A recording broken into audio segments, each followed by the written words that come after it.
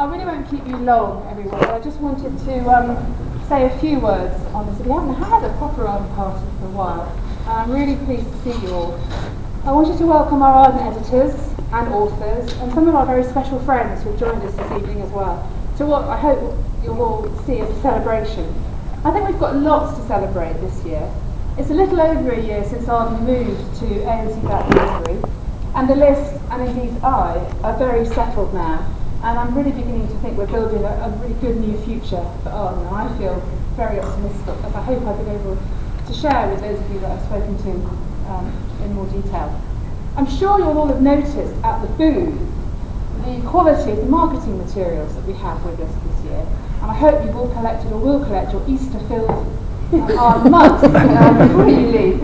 These are thanks to my colleague Elise Levine, who joins us for the first time this year, who is marketing director at Bloomsbury US in New York. And Bloomsbury now sell and market Arden throughout the States. Please, while you're here at the conference, do take a chance to meet Elise. She's your US contact now, and please do get to know her, and I'm sure you'll be meeting her again next year. Elise has great publishing experience she brings to this role, but the very best thing about her, in my view, is the way she couples professionalism with a really healthy desire to sell books.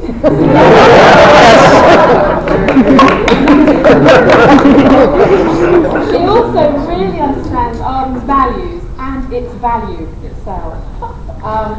The mugs that you are being treated to have as their strapline "Genius at Work," which was Elise's idea. And of course this refers to R. William, but it is also sincerely meant to refer to all of you. We do have a remarkable publishing team, I think, within the Arden family. Our general editors are a force in themselves, both the Arden 3 team, and we have Richard and Anne with us here at SAA, and the younger, in publishing terms at least, the younger Arden Early Modern Drama team, Suzanne Gossett, John Jowett and Gordon McMullen, all of whom I'd like to say are here. And I just want to say that I do know how very lucky I am to have you all. Our authors and editors, you yourselves, most of you, are all equally valued. And as I now have a brief to build a critical list surrounding the plays, I fully expect and intend to build new publishing relationships with as many of you as possible, but look beyond your editions. So be warned, there is no escaping me now. We also value our friends and many partners, and many institutions we've wanted to invite tonight. The SAA itself, the Shakespeare Institute, the Folger Library, the Globe, and we really look forward to forging new partnerships for Arden in the future, and that's very much a strategy for the list going forward. As you all know by now, Arden sits within Metti and Drama, and has really come home to that list. And as of yesterday, it's also now been reunited with Metti and Drama in the US, because Bloomsbury US are now, as of yesterday, selling the Metti and Drama list, which I think is a fantastic opportunity for cross-promotion and interesting marketing for the lists. And Bloomsbury in the States used, to make this very clear, Bloomsbury used the Macmillan sales force here in the States, which gives us a far wider and deeper reach into both the trade and the campus markets. And this, combined with the professional and very focused marketing that Elise is introducing, really make me optimistic about the future for sales in the States. Now that's enough of tonight's SAA news headlines and updates. Last week we were global news, as I'm sure you all noticed, and we enjoyed the extraordinary press coverage given to Double Falsehood. If coffee cups are this year's must-have giveaway, Double Falsehood has so far proved this year's must-have buy. I believe we've sold out of the 40-odd copies we brought with us. And since we last met in SAA, we've published Jim's marvellous Richard III. I'm sure you've all had a chance to read and absorb that now. And we've seen... a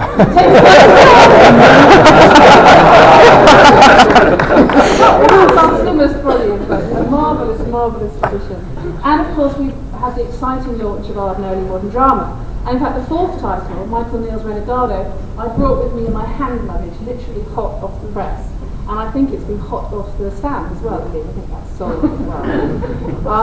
I think all of those here associated with the launch of Arden Early Modern Drama should be justly proud of the achievement in getting that series off to such a cracking start, and I'd like to thank all of you who worked so very hard to achieve that. As we speak, we're still keeping the printers busy, as Barbara, I hope Barbara's still here, Barbara's fabulous shrew is printing as we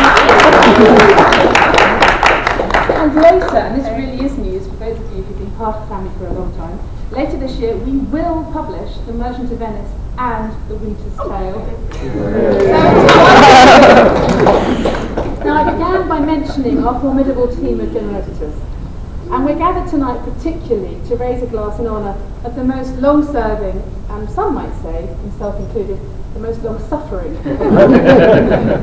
I've had the privilege of working with Richard for 7 years, 7 and a bit years now, and our ride together has not been without its bumps along the way.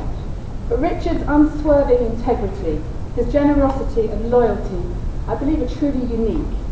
And all of us who are lucky enough to work with him have benefited from these and many other of his attributes. But now, as he and Nicola quite rightly want some time to concentrate on their own edition of the series of Edward III, the time seems right to Richard for him to move sideways into a not quite yet defined consultative role, but we will work out with time, as we work together to complete the series over the next 3 years. And yes, I said over the next 3 years. We will doubtless in that period continue to benefit from Richard's intelligent intervention and his sheer good sense, which has stood us in such good stead over many, many years. I was trying to think of a way of summing up Richard and his importance to Arden, and it's rather naff, but never mind. All I could think of was Arden. Richard is the R at the heart of Arden. So I'd like you to join me in toasting our most recently published authors, our soon-to-be published author, and in celebrating the extraordinary achievements and the contributions of the irreplaceable Richard Proudfoot.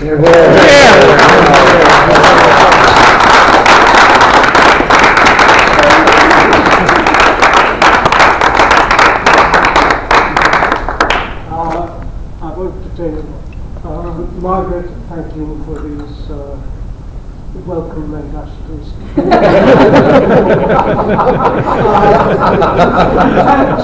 Thanks. That's really what I have to say. I could go around almost everyone in this room and you would know what I have to thank you for. Especially already published editors in the Arden 3 series of Shakespeare. This is a remarkable event tonight. We're celebrating the publication of 4 books which have never appeared with the word Arden on them before. I say 4 books, 5 plays. The Arden Early Modern seems to me to be the most wonderful extension of the, what do I call it? The name, the series. I've got to resist that word brand.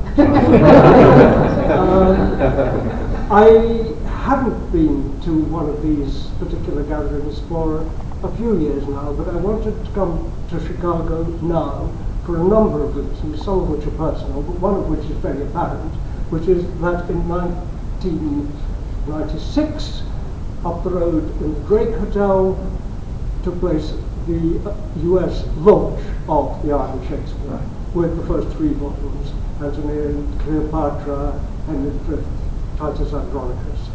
14 years ago. It's been a very long 14 years. If you look back to those volumes, you will be able to measure those in some ways. Things have changed, and I hope we have changed somewhat with them. Since then, we have published, or by the end of the year will have published, more than 3/4 of the titles in a 43-volume new series of Shakespeare.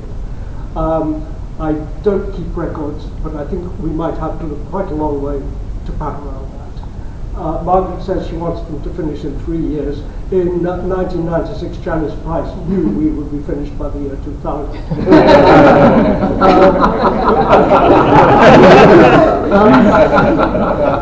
Margaret, of course, has better grounds. But of course, as she has said, another circle is completed. The series has come back to its original publisher. I won't take this occasion to tell the story of musical publishers. All of you know bits of it, some of you know all of it, but we're back where we belong, and that is a relief to me, and one of the contributing reasons for my thinking that and now is the time for my name to slide off the headline. Thank you all, more than I can say, not only for the work, but for the friendships, for the correspondence, for all the activity that has gone into the books so far. And let us all look forward to the completion of the series in the near future.